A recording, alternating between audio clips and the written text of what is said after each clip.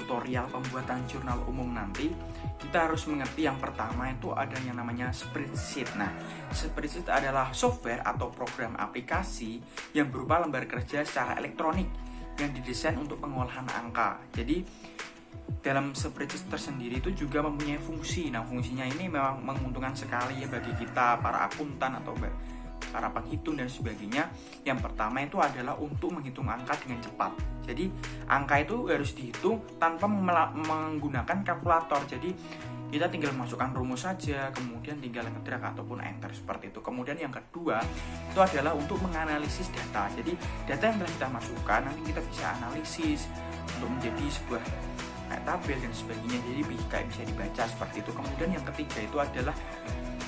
ketiga adalah menampilkan data dalam bentuk tabel. Nah, jenis-jenis tabel yang pertama itu ada kayak grafik, kayak pie, kayak line, kayak bar dan sebagainya. Jadi seperti itu. Kemudian untuk yang keempat itu fungsi yang keempat itu yaitu adalah memproyeksikan data. Jadi data-data yang telah kita buat dalam spreadsheet itu bisa kita tampilkan, bisa kita proyeksikan sehingga dalam data yang telah kita buat tersebut dapat digunakan oleh para pengguna, misal buat pengambilan keputusan, misal untuk membaca laporan dan sebagainya seperti itu. Jadi untuk lanjut ke jurnal umum nanti, tutorial yang akan kita gunakan itu kita memakai aplikasi atau software yaitu yang bernama Microsoft Excel.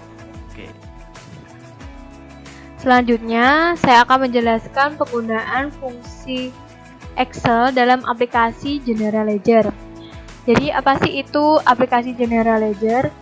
Yaitu suatu sistem yang memproses data keuangan secara bertahap yang nantinya dapat menghasilkan informasi laporan keuangan.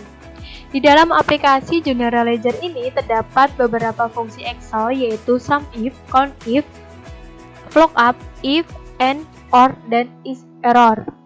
Yang pertama, fungsi SUMIF yaitu berfungsi untuk menjumlahkan nilai-nilai pada suatu rank berdasarkan kriteria tertentu. Yang kedua, fungsi COUNTIF yaitu berfungsi untuk menghitung jumlah data atau menghitung data yang ada pada suatu rank berdasarkan kriteria tertentu. Yang ketiga, fungsi VLOOKUP yaitu berfungsi untuk membaca tabel data berdasarkan kriteria kolom paling awal dalam suatu rank tabel data. Yang keempat, fungsi IF yaitu berfungsi untuk menentukan suatu keputusan berdasarkan syarat tertentu. Yang kelima, fungsi OR biasanya digabungkan dengan fungsi IF. Jadi di sini fungsi OR berfungsi untuk menentukan syarat di antara beberapa syarat. Jadi, jika salah satu atau semua syarat terpenuhi, maka jawabannya terpenuhi. Yang keenam, fungsi AND. Biasanya fungsi IF dan AND juga digabungkan. Di sini fungsi AND berfungsi untuk menentukan jawaban berdasarkan semua syarat. Jadi jika semua syarat terpenuhi, maka jawabannya juga akan terpenuhi. Yang ketujuh, fungsi IF dan IS-ERROR. Biasanya IF dan IS-ERROR juga digabung. Jadi gabungan fungsi ini berfungsi untuk menghilangkan nilai error yang terdapat pada hasil rumus. Di sini saya akan mencontohkan dalam jurnal umum untuk menentukan nama akun dan nama relasi. Biasanya menggunakan rumus fungsi VLOOKUP. Nah, saya mencontohkan dari nama akun. Saya hapus. Oke. Ini fungsi formulanya. Saya pilih VLOOKUP. Lalu kode akun.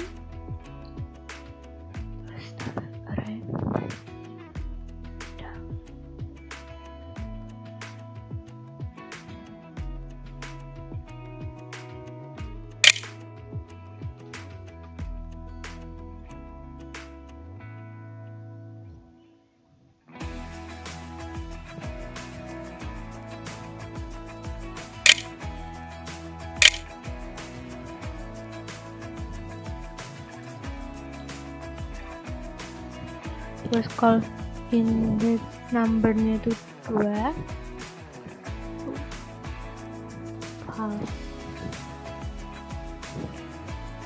Dan juga seterusnya. Nah, untuk nama relasi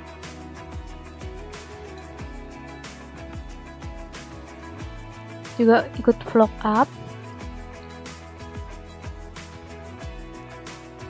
Ini menggunakan camcorder.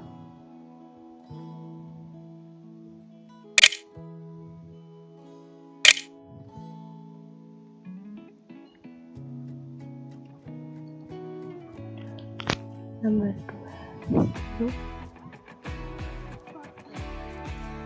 Maka hasilnya juga seperti tadi ya. Kemudian apa sih manfaat dari jurnal umum? Manfaat dari jurnal umum adalah untuk mendapatkan informasi bahwa nanti akan terjadinya pengurangan atau penambahan suatu perkiraan. Kemudian untuk mengetahui jumlah yang akan dicatat dari satu atau lebih suatu perkiraan. Kemudian untuk memastikan bahwa jumlah yang akan didebet dan dikredit itu seimbang atau balance. Oke, selanjutnya saya akan menjelaskan mengenai jurnal umum. Apa sih jurnal umum itu? Jurnal umum adalah jurnal yang dipakai untuk mencatat sebuah transaksi yang terjadi dalam suatu periode tertentu di dalam sebuah perusahaan dan merupakan salah satu jurnal yang pertama kali dibuat setelah terjadinya transaksi. Yang kedua, apa sih tujuan dibuatnya jurnal umum itu? Tujuan dibuatnya jurnal umum adalah identifikasi terhadap sebuah transaksi yang terjadi, penilaian terhadap sebuah transaksi, serta pencatatan dampak ekonomi dalam sebuah transaksi di dalam sebuah perusahaan. Kemudian apa sih fungsi dari jurnal umum? Fungsi dari jurnal umum itu sendiri ada 5. Yang pertama fungsi historis, fungsi pencatatan, fungsi analisis, fungsi instruktif, dan fungsi informatif. Yang pertama, fungsi historis, di mana sebuah transaksi tersebut dicatat berdasarkan tanggal transaksi. Yang kedua, fungsi pencatatan, di mana sebuah transaksi tersebut dicatat di dalam jurnal umum. Yang ketiga, fungsi analisis, di mana sebuah pencatatan transaksi tersebut adalah hasil dari analisis yang berupa kredit dan debit yang terpengaruh. Yang keempat, fungsi instruktif. Semua pencatatan yang terjadi itu mempunyai fungsi instruktif, yaitu mempengaruhi terhadap Yang keempat, fungsi instruktif. Jurnal umum mempunyai fungsi instruktif, di mana itu mempengaruhi. Yang keempat, fungsi instruktif. Yang keempat yaitu fungsi instruktif. Jurnal umum mempunyai fungsi instruktif dalam proses melakukan pencatatan data terhadap buku besar. Yang kelima, fungsi informatif, di mana jurnal umum itu terdapat informasi dan penjelasan bukti pencatatan transaksi yang terjadi. Kemudian, apa sih manfaat dari jurnal umum?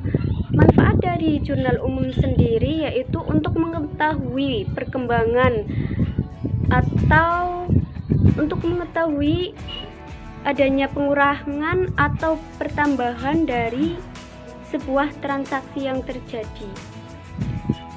Nah, tadi kan sebelumnya udah dijelasin ya sama rekan-rekan aku tentang apa sih spreadsheet itu. Terus dalam fungsi Excel itu ada rumusnya, ada apa aja, manfaatnya untuk apa aja gitu. Udah dijelasin juga nih tentang jurnal umum tuh apa gitu. Karena sebelum teman-teman paham itu dulu, teman-teman tuh bakalan kebingungan buat gimana cara menyusun jurnal umum dengan menggunakan rumus fungsi Excel. Jadi sebelum kita lanjut ke tahap berikutnya nih tentang jurnal umum, teman-teman harus sudah paham dulu tentang rumus fungsi Excel itu ada apa aja dan manfaatnya untuk apa aja gitu. Biar nanti teman-teman gak kebingungan pada saat proses menyusun jurnal umum dengan menggunakan rumus fungsi Excel. Nah, untuk jurnal umum itu sendiri pasti teman-teman, terutama untuk anak akuntansi ya, pasti udah gak asing lagi nih sama jurnal umum itu apa. Karena emang jurnal umum itu udah makanan sehari-harinya untuk anak akuntansi ya. Karena memang dalam proses penyusunan laporan keuangan itu pasti melewati yang namanya jurnal umum, dan jurnal umum itu gak bisa dihilangkan, gak bisa dilewati buat menyusun laporan keuangan. Karena itu merupakan salah satu proses salah satu langkah yang memang harus dikerjakan oleh seorang akuntan dalam menyusun laporan keuangan. Nah, di sini aku tekanin sekali lagi ya buat teman-teman yang memang mau melanjutkan tentang gimana sih cara menyusun jurnal umum dengan menggunakan rumus fungsi Excel, maka teman-teman harus udah paham dulu nih tentang rumus fungsi Excel dan manfaatnya. Nah, kalau teman-teman udah paham, nah sekarang kita bisa lanjut nih tentang proses pengerjaan jurnal umum dengan menggunakan rumus fungsi Excel. Langsung aja ya, jangan lupa disimak. Yuhu. Nah, di sini kita udah masuk ya tentang gimana sih cara membuat jurnal umum dengan menggunakan rumus fungsi Excel gitu. Nah, untuk yang pertama kali teman-teman harus udah nyiapin dulu bahan-bahannya. Di sini bahan-bahan yang diperlukan adalah yang pertama tentang daftar akun dan nama akunnya ya. Di sini teman-teman harus punya ini dulu karena tanpa ini, tanpa daftar akun dan nama kode akun di sini, teman-teman nggak akan bisa menyusun jurnal umum. Jadi yang selanjutnya adalah sheet yang kedua ada tentang nama relasi. Ya bisa customer, bisa supplier gitu. Jadi teman-teman harus punya ini dulu. Kalau tanpa ini teman-teman nggak akan bisa menyusun jurnal umum itu sendiri. Nah, untuk spesifikasinya biasanya di kolom di sheet akun itu ada kode akun, nama akun, pos saldo, pos laporan, saldo awal debit dan saldo awal kredit. Nah, untuk saldo awal debit dan saldo awal kredit di sini masih kosong ya, tapi itu nggak masalah. Kita masih tetap bisa bikin jurnal umum. Dan di kolom di sheet kodenya di sini pada umumnya itu ada kode, kemudian nama relasi, statusnya itu sebagai hutang atau piutang, dan juga saldonya. Nah, langsung aja ya, kita bakalan menyusun tentang jurnal umum. Pertama kali, kita bikin sheet baru nih. Nah, di sini bakalan aku kasih nama jurnal umum 1. Nah, udah ya. Nah, buat pengisiannya di kolom F1 di sini aku tulis nama perusahaan. Nah, Kak, kenapa ngisinya nama perusahaan, Kak? Kenapa nggak ngisinya langsung nama perusahaannya, misalnya PT ABCD, PT EDFG, PT Sinar Mulia gitu, Kak? Nah, di sini buat mengisi nama perusahaannya nanti akan ada rumus yang dimasukkan di menu yang ada dalam general masternya. Jadi nanti pengisiannya itu hanya satu kali dengan menggunakan rumus, tapi semua dalam proses akuntansi dalam lembar kerjanya itu nanti bakalan terisi secara otomatis. Jadi kita nggak perlu mengisi secara manual untuk masing-masing lembar kerjanya. Nah, kenapa Kak nulisnya harus di kolom F, Kak? Kenapa nggak nulisnya di kolom A? Nah, untuk kolom A sampai kolom D nanti akan ada gunanya tersendiri. Makanya di sini dituliskan di kolom F, dan untuk kolom E nanti sebagai pemisah antara kolom AD dengan kolom F. Gitu ya. Nah, kemudian di sini aku tulis jurnal umum. Biasa ya, karena kita sedang membuat jurnal umum, kemudian di sini ada bulan. Kak, kenapa nulisnya bulan, Kak? Kenapa nggak langsung periodenya? Nah, di sini perlakuannya sama dengan mengisi nama perusahaan tadi. Kita mengisinya dengan menggunakan rumus Excel, di mana semua akan terisi secara otomatis pada masing-masing lembar kerjanya, dan itu akan lebih mempercepat dan lebih akurat ya, begitu. Nah, langsung saja kita bikin di kolom A, A5 ya. Di sini bakalan ditulis akun 1, kemudian akun 2, kemudian bantu 1, dan bantu 2. Lebih jelas ya. Kemudian ini untuk lembar jurnal umumnya biasa ya dituliskan seperti biasa, ada tanggal, kemudian nomor bukti, keterangan, kemudian ada kode akun, nama akun, kode relasi, kode bantu, maaf, nama relasi, kemudian pos saldo debit dan juga pos saldo kredit. Nah, di sini ada akun 1, akun 2, bantu 1, bantu 2. Itu gunanya untuk apa ya? Kenapa setiap aku ngerjain jurnal umum tuh nggak ada kayak gitu, Kak? Gitu ya. Mungkin masih pada bingung ya, karena di sini itu nanti bakal aku jelasin sendiri kenapa ada akun 1, akun 2, bantu 1 dan bantu 2 ya. Nah, di sini bisa dirapiin dulu biar tulisannya nggak ketumpuk kayak gini ya. Untuk kolom keterangan itu bisa diberikan space yang lumayan luas biar nanti nggak ketumpuk juga tulisan keterangannya gitu.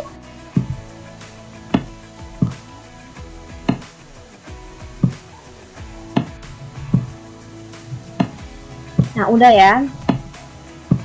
Nah, di sini bakalan aku jelasin tentang buat pengerjaan rumus-rumusnya di jurnal umumnya dulu ya. Di sini untuk kolom tanggal itu diisikan secara manual seperti biasa kayak kita menuliskan tanggal pada umumnya gitu. Misalnya 31 Desember 2018 ya udah dituliskan 31 Desember 2018. Untuk nomor bukti juga dituliskan manual mengikuti bukti transaksi ya, yang ada dalam bukti transaksi itu nomor buktinya berapa gitu. Kemudian keterangannya juga dituliskan secara manual, misal pembelian barang dagang, kemudian penjualan barang dagang, investasi, penyusutan, pengurusan hutang, penerimaan piutang gitu-gitu ya. Nah, untuk pengerjaan kode akun. Nah, di sini rumus fungsi Excel itu akan mulai kita gunakan ya tentang mengerjakan kode akun. Nah, untuk pertama kali kita buka sheet akun dulu. Nah, kita bakalan kasih name rank untuk kode akun yang ada ya. Caranya kita blok dulu kode akunnya, kemudian di sini bakalan aku kasih nama akun 1. Di sini bisa dicek dulu udah masuk belum. Oh, udah masuk nih. Ini ya, udah ada ya.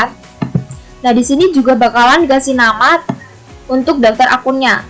Kita drag dulu dari kolom A sampai kolom D, terus dikasih nama akun _akun 1. Nah, di sini buat pemberian name rank-nya itu nggak bisa pakai spasi ya. Jadi biasanya itu menggunakan underscore. Nah, untuk pemberian nama rank ini bebas, terserah teman-teman mau pakai nama akun, mau pakai nama rank yang kayak gimana. Yang penting nanti teman-teman nggak bingung gitu.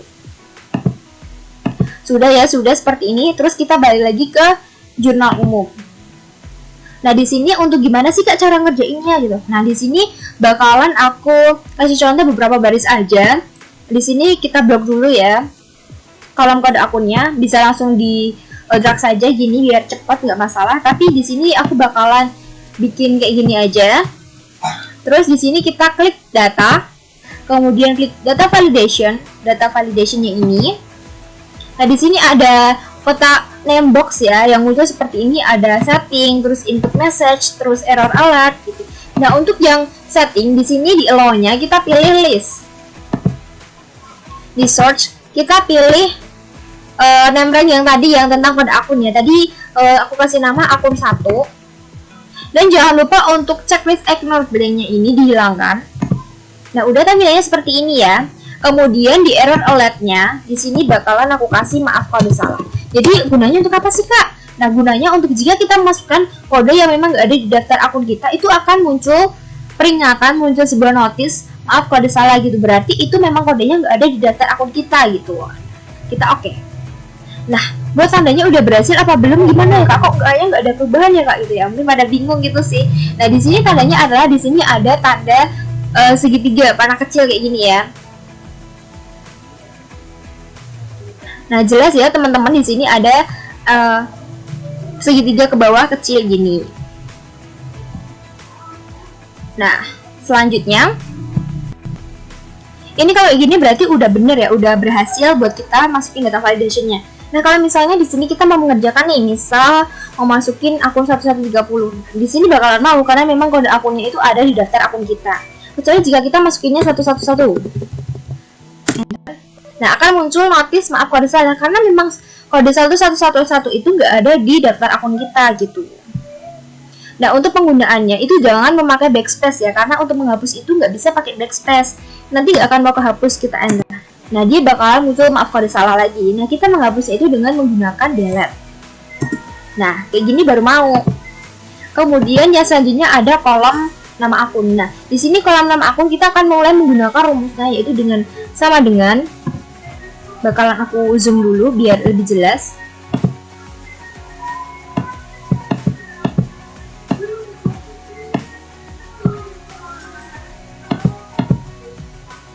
VLOOKUP, kurung buka, kode akunnya tadi kita klik, titik koma, tadi aku kasih nama _akun 1 kayak gini, titik koma 2, titik koma false, aku kurang tutup. Nah, Kak, kenapa munculnya NA ya Kak? Kenapa munculnya bukan nama akunnya? Iya, karena di sini kode akun kita kosong ya, bakalan kita isi. Nah, di sini muncul cash on hand, itu menunjukkan bahwa memang sudah benar ya rumus kita.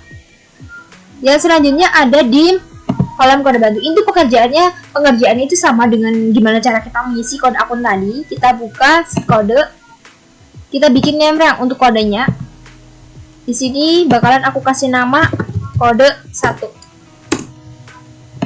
Kita cek dulu, udah masuk belum ya? Oh, udah masuk ya di sini ya.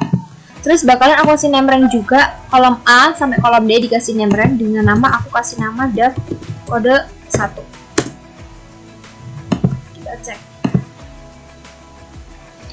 Draft kode 1 udah ada. Bener ya.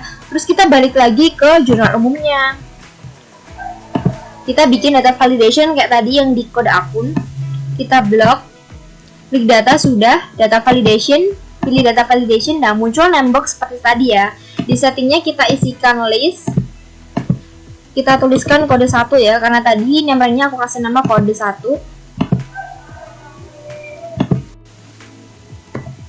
Kemudian ignore blanknya dihilangkan, error alertnya dituliskan maaf kode salah. Oke, nah di sini tandanya sudah muncul ya, seperti ini.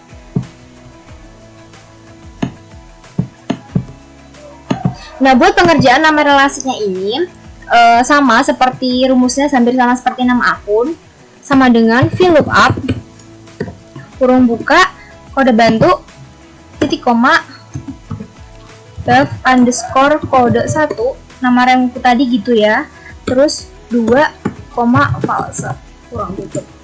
Nah, di sini kenapa munculnya NA, Kak? Sama seperti tadi karena di sini masih kosong. Nah, dia mau muncul gini ya. Oke, selanjutnya kenapa di sini rumusnya dituliskan 2, Kak? Iya, karena di sini di sheet kode itu kita mau mencari nama relasi itu terletak pada kolom kedua di kolom B. Kalau misalnya kita mau mencari saldo awal, berarti di sini diganti D itu di kolom keempat. Gitu ya, teman-teman ya. Sampai di sini semoga masih paham ya, teman-teman. Nah, di sini kita bakalan lanjut ya. Untuk kolom selanjutnya ada kolom debit dan juga kolom kredit. Nah, untuk kolom debit dan juga kolom kredit ini pengisiannya secara manual sesuai dengan nominal yang ada dalam bukti transaksi itu sendiri. Tapi di sini untuk pengubahannya di sini di home-nya kita ganti jadi accounting-nya. Jangan lupa ya teman-teman untuk bisa diganti ke accounting ya. Nah, di sini pengerjaan jurnal umumnya hampir bisa dipakai ya, bahkan mungkin sudah bisa dikatakan itu sudah bisa dipakai ya. Seperti ini.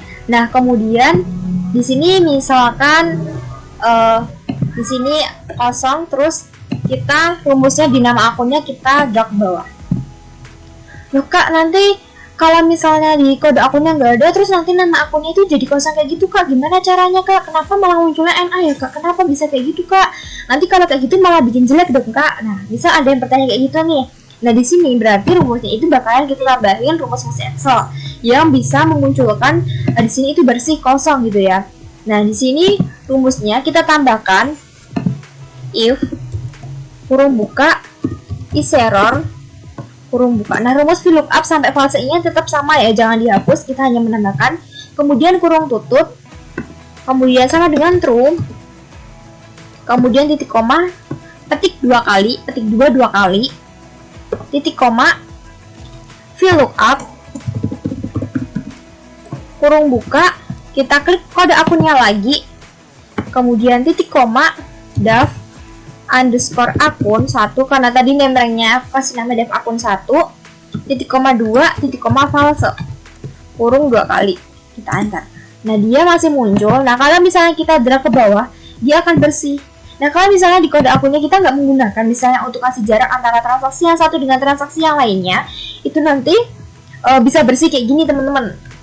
Nah, perlakuan ini juga berlaku untuk di kolom nama relasi. Jadi kita menambahkan ya, sama dengan if kurung buka is error kurung buka VLOOKUP, lanjut kayak gini, terus kurung tutup, titik koma, maaf, sama dengan true, titik koma, petik 2 kali, kemudian titik koma,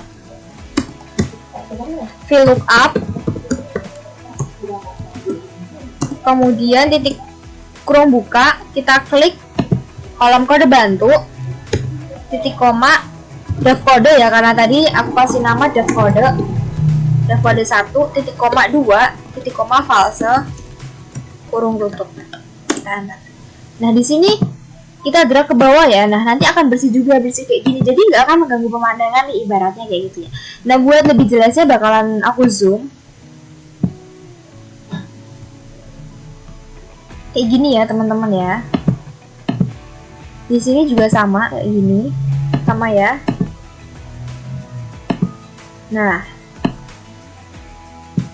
di sini apa yang menyebabkan Kak kok bisa bersih kayak gitu Kak? Nah di sini kata kuncinya, rumus kuncinya itu di sini. Di sini ada tanda petik 2 gitu doang. Nah, kan misalnya di sini kita isi 0, nah nanti bakalan terisi 0 kalau misalnya di kode akunnya itu nggak ada.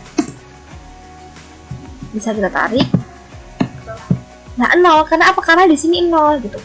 Nah tapi karena kita maunya bersih, makanya di sini kita kasih petik 2 aja. Biar bersih kayak gini ya. Itu ya teman-teman ya. Di antara petik 2 ini bisa diisi M, nanti hasilnya kalau misalnya kode akunnya di sini kosong, hasilnya akan M gitu ya. Makanya di sini kita kasih bersih aja biar nanti lebih enak dilihat gitu ya. Nah, ini udah bisa dipakai ya. Di sini tinggal kita kasih garis aja. Kayak gini ya, teman-teman.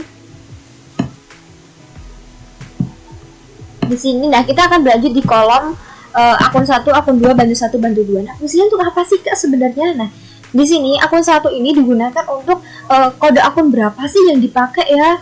Yang dipakai dalam transaksi itu kode akun berapa yang dipakai gitu. Nah, untuk akun 2-nya di sini untuk menuliskan berapa kali kode akun tersebut dipakai dalam transaksi tersebut.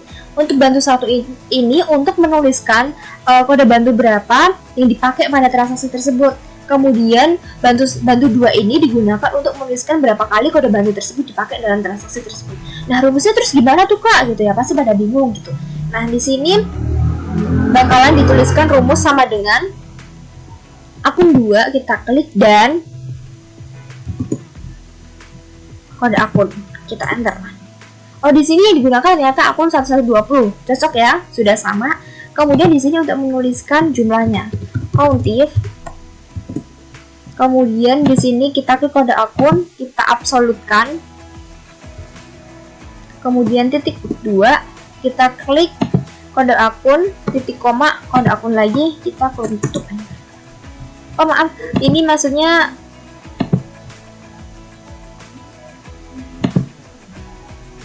rumusnya ternyata countif ya. Tipe. Nah, di sini ternyata akun 1 itu digunakan akun 1 dengan kode akun 1120 itu digunakan selama 1 kali dalam transaksi tersebut gitu. Nah, yang selanjutnya di sini sama dengan bantu 2 dan kode bantu. Enter. Oh, ternyata yang digunakan itu nama relasinya 2S2 gitu. Nah, berapa kali digunakan kita bisa cek. Kode bantu kita jangan lupa diabsolutin. Terus titik 2 kode bantu lagi, titik koma kode bantu lagi. Tipe ya di sini harusnya titik koma. Kemudian kode bantu kurung tutup, kita enter. Oh, ternyata kode bantu S2 itu digunakan selama 1 kali dalam transaksi tersebut gitu ya. Nah, di sini udah bisa dipakai. Tinggal kita tarik ke bawah aja rumusnya.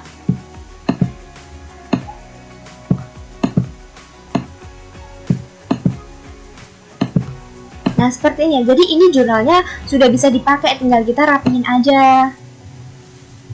Di sini bakalan aku rapihin. Nah, jangan lupa buat teman-teman itu di sini untuk setiap akhir dalam pengerjaan jurnal itu dikasih jumlah ya di setiap kolom debit sama kreditnya. Terus di sini di debit sama kredit dituliskan rumus sama dengan sum ya setiap kolom debit sama kolom kredit. Begitupun di kolom kreditnya. Seperti ini ya teman-teman ya. Nah, Kak ini kok jelek banget sih Kak? Kok isinya 00 semua ya Kak? Ngejelek-jelekin pemandangan Kak gitu. Mungkin ada yang berpikiran seperti itu. Nah, kita bisa menyembunyikan kolom ini ya. Caranya dengan kita drag kolom A sampai kolom E. Kemudian klik data, klik grup, kemudian klik grup. Nah, di sini akan muncul tanda minus, kita menghilangkan, tanda plus jika kita menambahkan. Jadi kita bisa menghilangkan nih kayak gini, bisa menambahkan kayak gini. Jadi bisa sesuka kita ya buat bisa menampilkan atau mungkin kita mau menyembunyikan. Seperti itu ya teman-teman ya. Di sini udah bisa digunakan buat mengerjakan. Di sini bakalan misal aku kasih contoh ya, misal di tanggal 22 bulan 12 2020. Dengan nomor bukti F-12 keterangan pembelian barang dagang. Ini contoh pengerjaan ya, biar mungkin bisa lebih menjelaskan tentang gimana sih cara mengerjakannya gitu. Nah, di sini karena ini masih berupa keterangan ya, jadi ini dipindah dulu ke sini. Masih keterangan, di sini bakalan dihapus dulu. Nah, buat pengisian ini untuk kolom keterangan ya, misal pembelian barang dagang PT ABC misal gitu. Terus di sini ada pembelian barang dagang, ada pembelian. Nah, di sini untuk tanggal biasa ya dituliskan seperti biasa, nomor bukti dituliskan seperti biasa, keterangan dituliskan seperti biasa, dengan syarat penggunaan keterangan itu harus selalu konsisten di setiap masing-masing transaksi. Misal di sini ada pembelian barang dagang, jadi nanti penggunaan keterangannya itu ya juga harus pembelian barang dagang, misal dari PT apa gitu. Misal harus seperti itu. Jadi kita nggak boleh pakainya itu asal-asalan, harus selalu konsisten. Kita nggak boleh misal mau merubah jadi pembelian barang PT ABC, itu jangan. Jadi kita harus selalu konsisten gitu ya.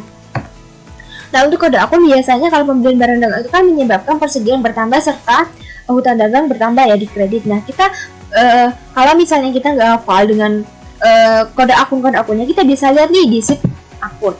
Nah, di sini kita bisa cek kode merchandise inventory barang dagang itu nomor kode akunnya itu berapa gitu. Nah, di sini jelas ya bahwa merchandise inventory itu nomor akunnya 1150 dan hutang dagang itu ada di 210. Jadi kita bisa mengisikan 1150 dan 2110. Nah, untuk kode bantu ini tidak perlu diisi untuk setiap transaksi, kecuali di mana kode bantu ini diisi untuk setiap transaksi yang berhubungan dengan penjualan maupun pembelian, ataupun itu retu, pokoknya berkaitan dengan barang dagang yang menyebabkan hutang ataupun piutang kita itu bertambah atau berkurang. Nah, dengan adanya pembelian barang dagang ini itu menyebabkan hutang kita terhadap PT ABC itu kan bertambah kan. Jadi di sini kita akan mengisi di kolom account payable ya, karena itu merupakan hutang. Jadi nggak bisa kalau kita mengisinya di yang baris merchandise inventory itu nggak bisa. Jadi kita harus mengisikan yang memang itu penggunaan akunnya itu account payable maupun account receivable gitu ya teman-teman ya. Nah, kita mungkin nggak hafal ya tentang kode bantunya, tentang supplier kita itu berapa aja, bisa kita cek. PT ABC itu ada di S1. Bisa kita isikan S1. Nah, di sini akan tertulis PT ABC. Misalnya kita beli barang dagangnya 2 juta.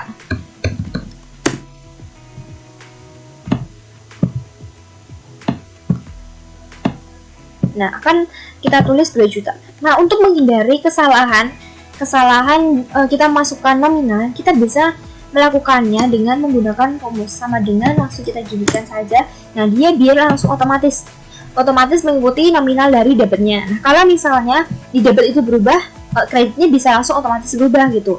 Jadi kalau misalnya di kolom debitnya itu akunnya ada lebih dari 1, gimana ya kak? Nah, itu sama aja, kita isikan aja. Misal di sini ada 200.000 lagi. Ya udah, kita tuliskan sama dengan 2 juta plus 200.000. Pakai rumus ya biar lebih akurat gitu. Nah, karena emang ini tadi di kolom debitnya cuma 1 akun, jadi di sini aku tuliskan 1 akun aja. Begini. Ya, ini adalah proses pengerjaan dari jurnal umum, dan di sini dapat dilihat bahwa akun 1150 itu digunakan sama 1 kali, akun 2110 itu digunakan 1 kali, kode bantu S1 digunakan sama 1 kali, gitu-gitu ya teman ya. Teman-teman semoga paham dengan apa yang saya berikan, apa yang saya jelaskan, semoga dapat dengan mudah dipahami, dapat dengan mudah dimengerti. Dan di sini untuk proses pengerjaan buku jurnal umumnya sudah selesai ya, bisa langsung digunakan. Dan semoga ilmunya bermanfaat. Dan nanti selanjutnya akan dijelaskan oleh teman saya, Cikidot. Selanjutnya saya akan menjelaskan tentang kesimpulan. Jadi, di dalam lembar kerja jurnal umum ini berguna untuk pencatat berbagai macam transaksi secara umum, di antaranya transaksi penjualan, pembelian, penyesuaian, dan lain-lain. Dalam lembar kerja jurnal umum ini terdiri dari berbagai macam kolom, di antaranya kolom tanggal, bukti, keterangan, kode akun, nama akun, kode bantu, nama relasi, debit, dan kredit. Untuk kolom kode akun berisi tentang data validation yang langsung berhubungan dengan lembar kerja daftar akun. Sehingga dalam kolom kode akun ini diisi tentang drop down list box kode akun. Dalam kolom kode bantu juga sama, berisi tentang data validation yang berhubungan langsung dengan lembar kerja daftar kode pembantu. Sehingga terdapat drop down list box kode bantu. Di sampingnya untuk nama akun dan nama relasi berisi tentang fungsi VLOOKUP. Fungsi VLOOKUP sendiri untuk mencari sebuah nilai dari sekumpulan data atau tabel yang nantinya jika nilainya sudah ditemukan maka akan menampilkan nilai yang ada pada kolom yang lainnya yang didasarkan pada urutan sebuah kolom vertikal yang dibutuhkan. Jangan lupa untuk menceritakan tanggal dan bukti transaksi sesuai dengan faktur transaksinya. Dan yang terakhir adalah memasukkan kolom akun 1, akun 2, dan kolom bantu 1, bantu 2. Hal ini berguna untuk membantu perumusan pada lembar kerja buku besar dan buku besar pembantu sehingga dapat membaca data-data di dalam jurnal umum. Sekian dari pemaparan video kelompok kami. Kurang lebihnya mohon maaf. Wassalamualaikum warahmatullahi wabarakatuh.